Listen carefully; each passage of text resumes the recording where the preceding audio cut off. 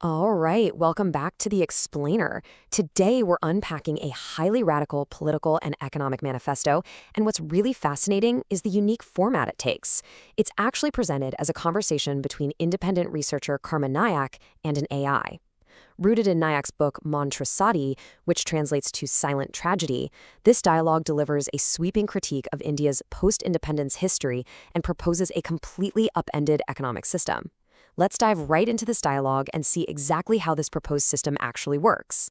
Okay, let's dive into this. Here is the journey we'll take today. First, the silent tragedy unveiled. Then, Ambedkar and systemic failure. Third, the Digital Ulgulan Manifesto mechanics. Fourth, the zero principal penalty. And finally, a global economic vision. Section 1, the silent tragedy unveiled, covering 1947 to 2026, the reality of hunger. So, to understand the solutions proposed in this AI conversation, we really have to grasp the problem exactly as Nayak defines it.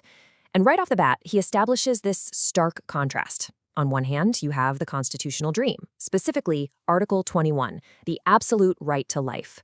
On the other hand, you have what Nayak calls the harsh ground reality.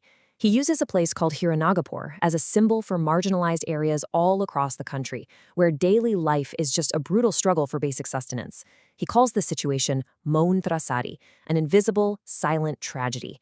And in this dialogue, the author makes a crucial argument. This hunger isn't some accident. It's a systemic failure.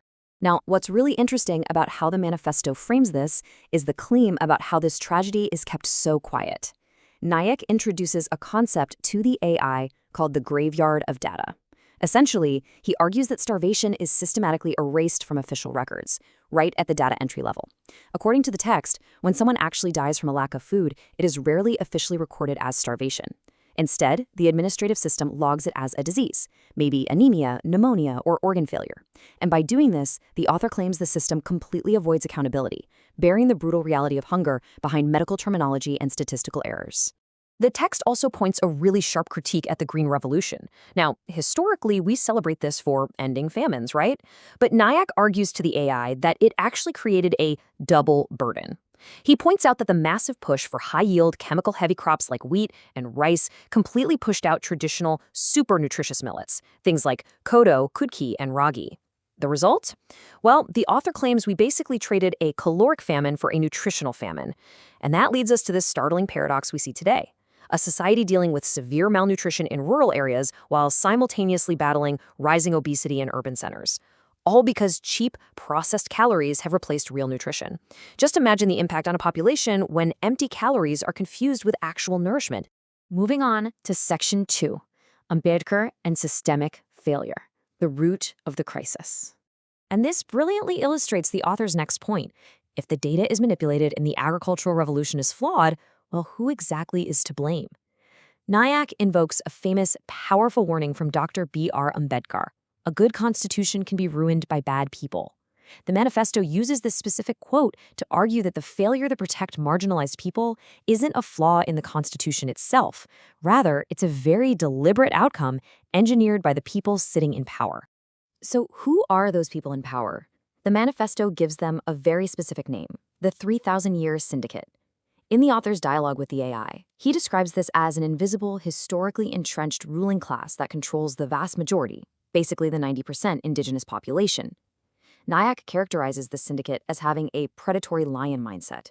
By that, he means they view the state and its resources simply as prey to be consumed for their own luxury, completely ignoring the majority and leaving them impoverished. Section 3, Digital Ulgulan Manifesto mechanics, the radical solution. Having diagnosed the problem as a 3,000-year systemic exploitation, we arrive at the author's solution, and this is the core of our explainer. Ulgulan, by the way, translates to revolution or great tumult.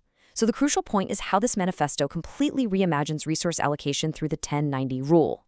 Part 1 is 10% cash haq, meaning every single citizen gets a guaranteed cash stipend equal to 10% of the nation's per capita income, not as charity, but as a birth rate.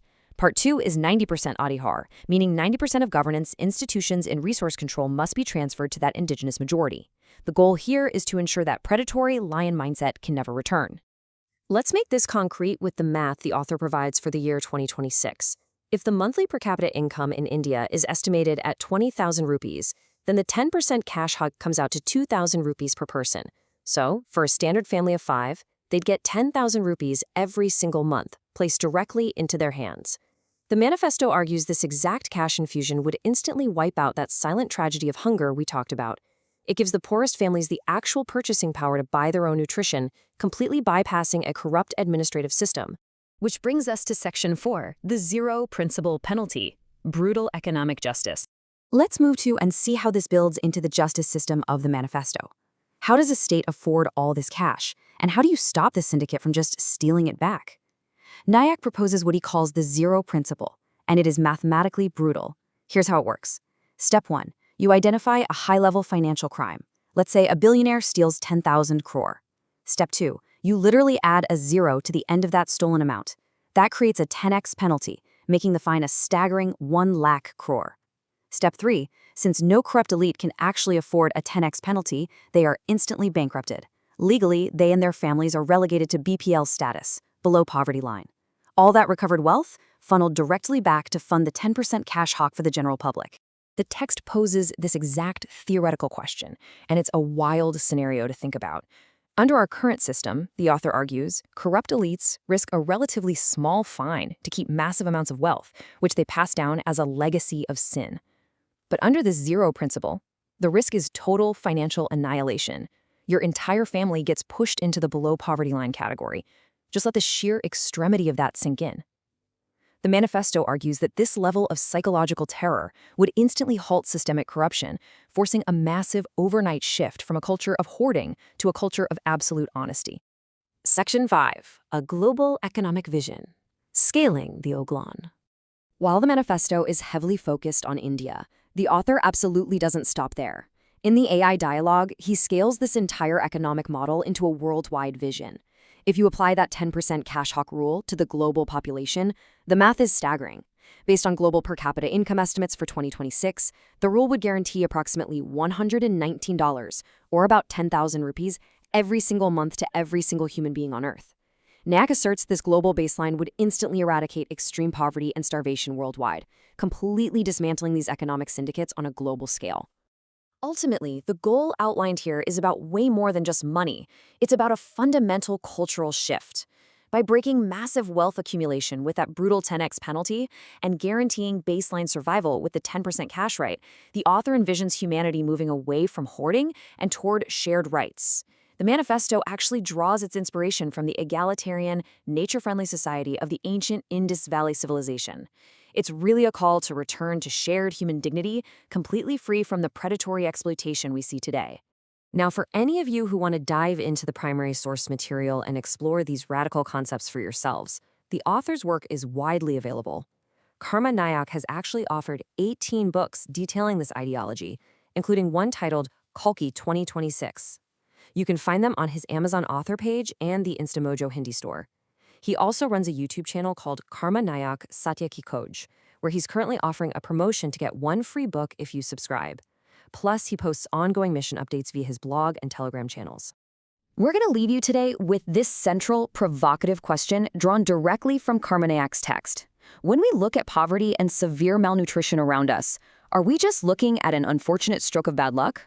Or, as the Digital Ulgulan Manifesto claims, are we actually looking at a deliberate administrative crime protected by manipulated data? It's a really heavy question and definitely a radical perspective on how we view the systems that govern our basic resources. Thank you so much for joining us for this explainer of Nayak's AI dialogue, and we will catch you next time as we continue unpacking fascinating source materials.